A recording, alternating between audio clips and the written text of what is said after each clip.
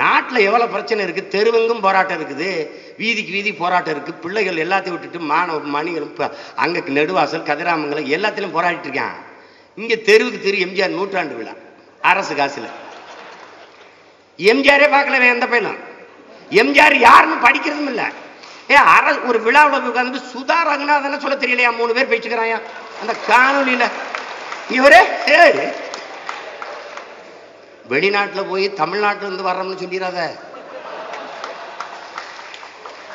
வேற ஏதாவது ஊரை சொல்லு. கேவலப்படுத்தி காரி துப்பி விட்டுருவேன். சுதா ரங்கராஜன் அவர்கள் அந்த அம்மா உயிரோடு இருக்காங்களான்னு பார்க்கணும். இவங்கெல்லாம் ஆள்ற நாட்டில் நம்ம வாழணுமான்னு வேற நாட்டுக்கு எதுவும் போய் பிறப்புறாங்க. பார்த்து படிக்கும் போது அதுல அவர் திண்டுக்கல் சீனிவாசன் பெரும்புலவர் அவரு. அவர் உங்க பேர் என்ன? சுதா ரங்கநாதனா? நீங்க வந்து என்ன கதகளியா? பரதநாட்டியம் இல்லம்மா, பரதநாட்டியம்.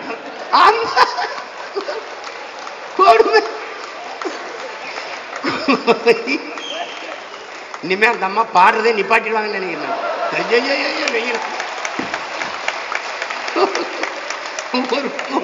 ஒரு கொடுமை என்ன பண்ண சொல்ற நீ?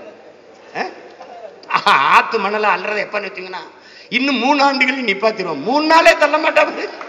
அதுலயும் அவர் பேசுறாரு முதலமைச்சர், தேடி தேடி பார்த்தாலும் எங்கள் ஆட்சியில் ஒரு குறையே சொல்ல முடியாது.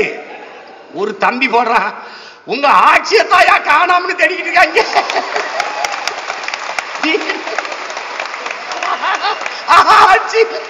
ஆட்சியில குறைய காண முடியாது தெரியுது, ஆட்சியவே காணாம.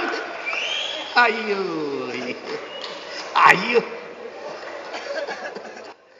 இது 23ஆம் புலிகேசியை விட கேவலமான ஒரு கூட்டம் இந்த ஆண்டுகிட்டு இருக்குது. அன்னைக்கு அம்மாவும் 48 திருடர்கள் இருந்தாங்க. இன்னைக்கு அம்மா எல்லாம் வெறும் 48 திருடர்கள் தான் இருக்கிறாங்க. திருடங்கையிலே சாதி போயிருச்சு, நாட்டை காப்பாற்ற முடியல.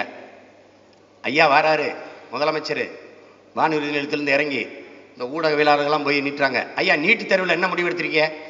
உச்சநீதிமன்றத்தினுடைய தீர்ப்பை நிறைவேற்றுவதாக நாங்கள் இருக்கிறோம். இந்த டாஸ்மார்க்ல ஒரு 3000 கடையை மூட சொல்லிச்சு, அதுல என்னவாக இருக்கிறீர்கள்? அதுல ஒண்ணு இல்ல, தேசிய நெடுஞ்சாலையில் இருக்கிற கடைகளை மூட சொல்லுது. ஒரு அரசு இதுக்கு மறுசீராய்வு மனுக்கு போகுதுங்க. குடிக்கிறதுல மறுசீராய்வு போகுது, பிள்ளைங்க படிக்கிறதுல வாய முடிக்கிட்டு இருக்கு. இங்க போயிட்டு என்ன பண்ணுது? பாதை எப்படி இருக்குன்னா கதை இப்படி இருக்குல்ல, கடையை மாத்துதான், கடையை மூடுதான், கதவை இப்படி திருப்பிட்டு கதவை இங்கிட்டு முடியுது. ஒரு மான்கராத்தேன்னு ஒரு படத்துல don't close the back door man ஒரு பாட்டு பாடுவான்ல, அங்க சந்திரபாபு நாயுடு 2500 தடுப்பணை கட்டுறதுக்கு வேலை செஞ்சுக்கிட்டு இருக்காரு. இவன் 3500 டாஸ்மார்க் திறக்க வேலை செஞ்சுக்கிட்டு இருக்கான். நம்மால் என்ன பண்ணுவேன் நீ?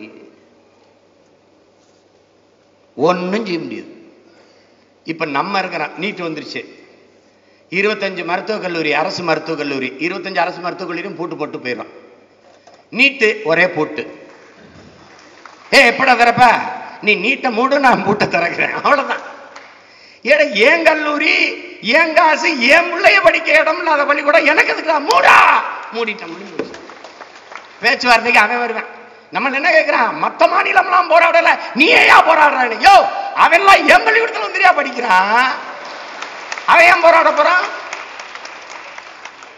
நீட்டுங்கிறது ஒரு வடிகட்டி, ஒரு ஃபில்டர். இந்த டீ சர்க்கரையில் தராத தேன், அந்த தேநீர், அந்த துகள் இருக்குல்ல, இது இருக்குல்ல தேன், அந்த தேயிலை, அது தராத தரத்தை, அது தராத சுவையை அந்த தேநீரை வடிகட்டி தரும் என்று எந்த மடையன் நம்புவான் என்பதை அறிவார்ந்த எனது சொந்தங்கள் புரிந்து கொள்ளணும். நம்ம எழுப்புற கேள்வி ரொம்ப ஒரு ராமநாதபுரத்து ஒரு காட்டான், பணங்காட்டிலையும் கருவக்காட்டிலையும் சுத்திக்கிட்டு பள்ளிக்கூடம் போகாம ஒரு பண்பாடற்று வாழ்கிற ஒரு பாமரன் கேட்கிற கேள்வி. இந்த நீட்டு தேர்வை எழுதி வந்த மாணவர்களுக்கு பாடம் யார் நடத்துவா? எந்த பேராசிரியர் நடத்துவாரு? நீட்டு தேர்வு எழுதி வந்த பேராசிரியர் நடத்துவாரா இல்லை ஏற்கனவே இருக்கிற பேராசிரியர் நடத்துவாரா? அவர் தான் நடத்துவார். ஏப்பா அதே பாடமுறை அதே பேராசிரியர், அப்ப அதே தரம் தானடா இருக்கும். இதுக்கு பதில் கிடையாது. அப்ப நீட்டு தேர்வு எழுதாத மருத்துவம் தரமில்லை என்றால் ஒரே நாளில் பணம் செல்லாது என்று அறிவித்த பிரதமர் மோடி, ஒரே நாளில் ஜிஎஸ்டி வரி இதான் வரி என்று அறிவிச்ச பெரும் பெரும் தலைவர்கள், அறிஞர்கள்,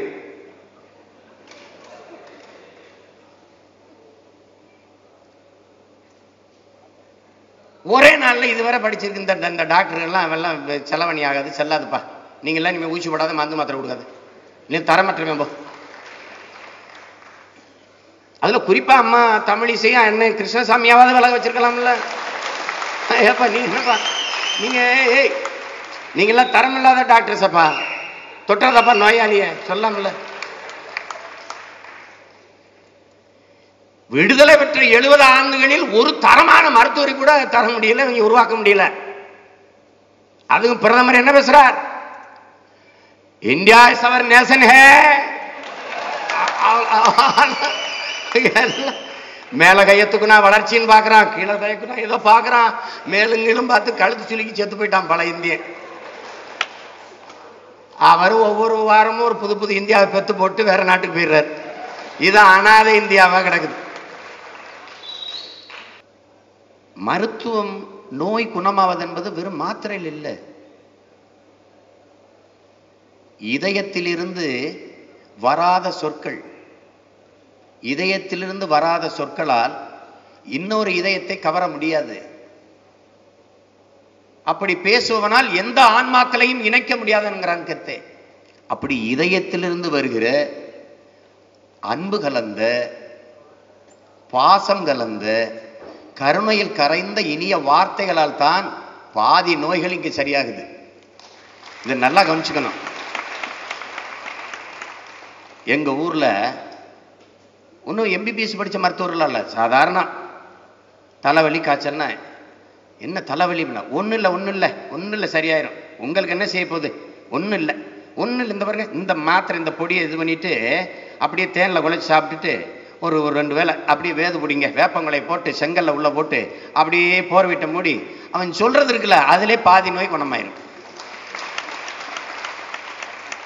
இங்க என்னன்னா முக்கியம், கூட வந்திருக்கிறது யாரு? அதிலே நம்ம பாதி பேர் பாதி நோய் கூட வந்திருக்க யாருப்பா? கூட வந்திருக்கிறது யாரு? அவரை கூப்பிடுங்க. அவன் தனியா கூட்டி பேசினா நமக்கு ஏதோ ஆயிடுச்சு பொருக்கடா. அவனை கூப்பிட்டு குசு குசுன்னு பேசி அவன் வந்து ஒன்றும் இல்லை மாப்பிள்ள இருமாப்பிள்ள வாரேன், அவன் போயிட்டு அவன் ஒரு சீட் வாங்கிட்டு முக்கியமான ஆளுக்கு சொல்லி விடுங்கன்னா முடிச்சுட்டாங்க கதை. இது இங்க பாருங்க, புதுச்சேரியில் எங்கள் அண்ணன் மகன், அவனுக்கு நெஞ்சு வலி வந்துடுச்சு. ஜிப்மரில் போய் சேர்த்து விட்டாங்க என் தம்பிங்க, கட்சிக்கார பிள்ளைய.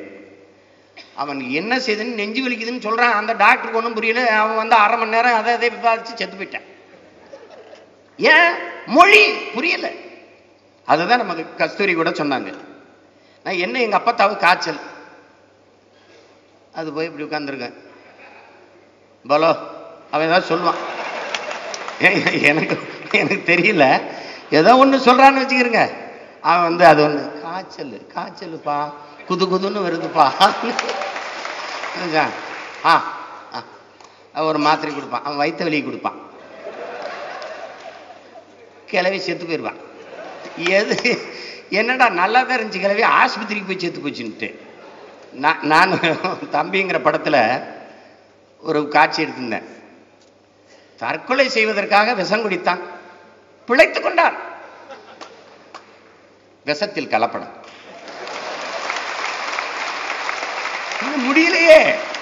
இன்னும் முடியலையே, மருத்துவமனையில் சேர்த்தார்கள், செத்து போனான். காரணம் மருந்தில் கலப்படம். அதான் பிரச்சனை. இங்க கொன்னு விடுவாப்பா, கொன்னு விடுவான். நீ நல்லா கவனிச்சுக்க. 2003 மத்திய நெல் ஆராய்ச்சி நிறுவனத்தினுடைய தலைவர் ராத்தேலால் ரிச்சாரியான்ட்டு 22,972 நெல் வகைகளை பாரம்பரிய நெல் வகைகளை பாதுகாத்து வச்சிருந்தான். ஒரே நொடியில சின்சாண்டா நிறுவனத்துக்கிட்ட இந்த மொத்த நெல் வகைகளையும் எடுத்து கொடுத்துட்டான். அன்னைக்கு இந்தியாவிலேயே அழுதது யார் தெரியுமா? அந்த ராத்தேலால் ரிச்சாரியாவும் நமது பெரிய தகப்பன் நம்மாழ்வார் தான். மற்ற எவனால அவனுக்கு கவலையும் இல்லை. இப்ப என்ன தெரியுமில்ல, ஐயா இறை என்ப ஒரு கதை எழுதியிருக்குது. ஒரு கால் பந்தாட்ட பயிற்சியாளர் வர்றான். மாணவர்கள் காத்துக்கிட்டு இருக்காங்க. வரும்போது அவர் வெறுங்கையோட வர்றாரு.